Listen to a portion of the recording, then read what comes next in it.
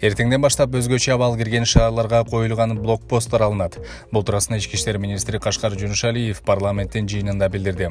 Анын айтымында 1-майга караган түнү өзгөчө абал режими киргизилген шаарлардагы блокпосттордун баары алынып, жалаң жөө жана автоунаа патрулдар калат. Ошондой эле жыйында 1-майдан тарта айрым ишканаларга уруксаат берилгенден кийин 120 миң адамдын жумушка чыгаары белгилүү болду. Вируска каршы күрөшүү үчүн бюджеттен 700 миллион сом бөлдүк. 500 миллион сом саламаттыкты сактоо министрлигине жумшалды. Бул маалыматты премьер-министр парламентте билдирди. Анын айтымында мындан тышкары бул каражаттан күч түзүмдөрүнө, транспорт жана мигранттарды алып келүү, аларды колдоо үчүн да атайын каражат бөлүнүп берилген.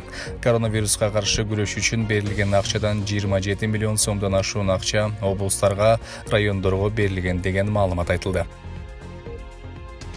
Апрелде бюджетке 5 миллиард сом түшпөй калуу коркунучу бар экенин премьер-министр эскертти. Өзгөчө кырдаал шартында айрым ишканалардан жабышы күтүлүп жатканын, жумушсуздук болот деп билдирди. Абылгазиевдин айтымында экономиканын толук анализи май айында чыгарылат. Айрым депутаттар өкмөт өзү менен өзү алектене бербей, тажрыйбалуу эксперттерди да тартып, кеңеш түзбөйсүңөрбү деген сунушту айтышты. Белгилүү Акын Азаттык радиосунун кабарчысы 44 жашында дүйнө салган Зайырбек Ажыматовдун сөөгү 1-май күнү мамлекеттик аларча көрсөтүүнө жерге берилмей болду. Аны жакындан билгендер Акын оорудан каза тапканын айтууда. Төкмө Акын Элилбек Иманалиевди жоготуп 10 күнчө убакыттан бери аза күтүп жаткан эл анын досу жумурай журтка таанылган Акын Зайырбек Ажыматовду жоктоп отуруп калды. Досу Элмирбек каза болгондон кийин Ажыматов кайгыга түшүп, өзүн коерго жер таппай жүргөн деп жазат Азаттык. Кыргызстанда бир сутка ичинде 25 бейтап ооруканадан айыгып чыкты. Айыккандардын 8-и Бишкектен, 5-и Оштон, 4-өө Ош облусунан, 1-өө Жалал Абад облусунан, 6-өө болсо Нарындан, 1-өө Ысык көлдөн.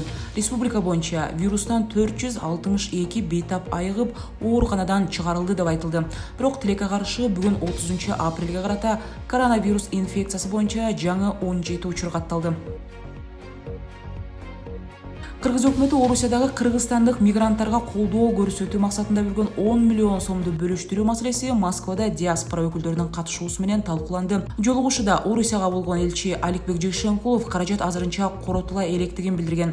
Буга чейин муктаждарга таратылган азык-түлүк, элчиликтин кызматкерлерин жана кайдыгер карабаган мекендештер демөөрчүлөрдөн түшкөн акчага сатылып алынган ошол эле каражаттан убактылуу жатакана, хостелдердин акысын төлөнүп жатканы белгилүү болду. Мунун баары чогулуп 1 миллион 300 миң рубльдан каржыланган. Бул акча 1-майга чейин жетер айтылды. Ал эми жогоруда аталган 10 миллион сом ал өкмөт бөлгөн каражат. Мындай да келип, жардам берип кетишти элчиликтен. Кыйда жардам болду. Рахмат, Алла разы болсун.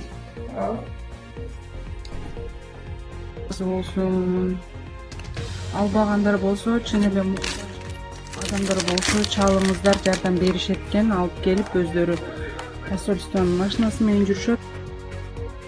Москвадагы тажик-өзбек мигранттарынын абалын сураган эч ким жок болгондуктан аларга колдоо көрсөтүп жаткан Кыргызстандын элчилигине ыраазычылыгын билдиришет.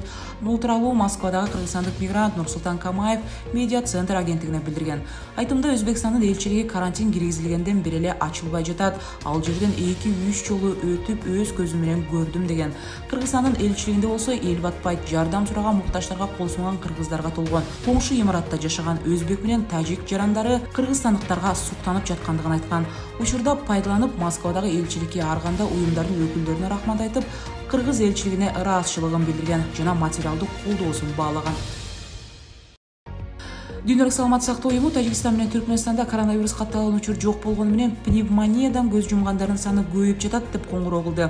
Ошондуктан Россиянын жардамы техникалык жана саясий жаатта өтө маанилүү деп ал жактагы адистерге кайрылуу жасаган.